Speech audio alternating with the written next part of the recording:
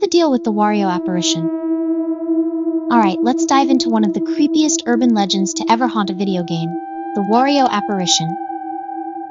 When I was a kid, there were these whispers, rumors that spread like wildfire. People claimed they saw something in Super Mario 64, something that wasn't supposed to be there. Wario, a giant floating Wario head suddenly appearing in a long, empty hallway. I remember staying up way too late, the house dark, just the glow of the screen lighting up my room. I'd heard if you did certain things, like running down that endless hallway, you could summon him. And there I was, controller in hand, heart racing, just waiting for that giant grinning face to burst onto the screen. And I swear to you, I lied and told my brother I saw it. I said it actually happened one night. Wario chased me down the hallway, I told him. I even described it in detail like it was burned into my memory. He didn't believe me for a second, but I stuck to it. Like, fully committed to the bit. No, dude, it was real. I must have told that story a dozen times before finally admitting I made it up.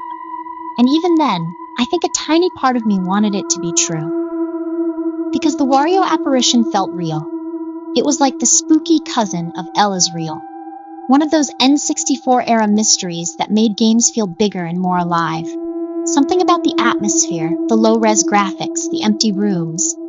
It made stuff like this feel possible. Like maybe there really was a ghost in the machine.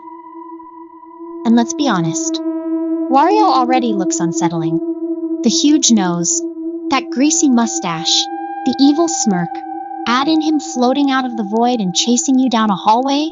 Yeah, no thank you. Now eventually, people figured out the truth. The apparition was fake, but it wasn't just some random jump scare. It was carefully crafted. The floating Wario head wasn't ripped straight from a game or commercial. It was actually inspired by Nintendo's 1996 E3 presentation, where Charles Martinet, the voice of Mario and Wario, performed live as a talking Wario head. Using an early motion capture system, he delivered the now iconic line, "You want fun? Wario show you fun." That eerie vibe, this big, disembodied Wario head barking at the player, was burned into people's memories. Someone recreated it with modern tools, and when they dropped that custom head into Mario 64 footage, it hit hard. And just like that, it became legend. And the legend didn't stop there. The Wario apparition has lived on in fanfiction, creepypastas, YouTube videos, and meme culture. It pops up in spooky game compilations, in surreal edits, even in ARGs where people pretend the footage is cursed. It's become this weird, iconic monster from a game he was never actually in. That's the power of nostalgia, imagination, and the early internet fusing into something unforgettable. So what's the deal with the Wario apparition?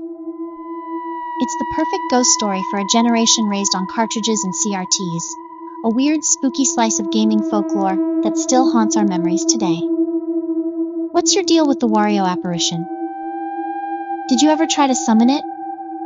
Smash that like button and let me know if you were up late at night, running down those long, scary hallways trying to summon the apparition yourself.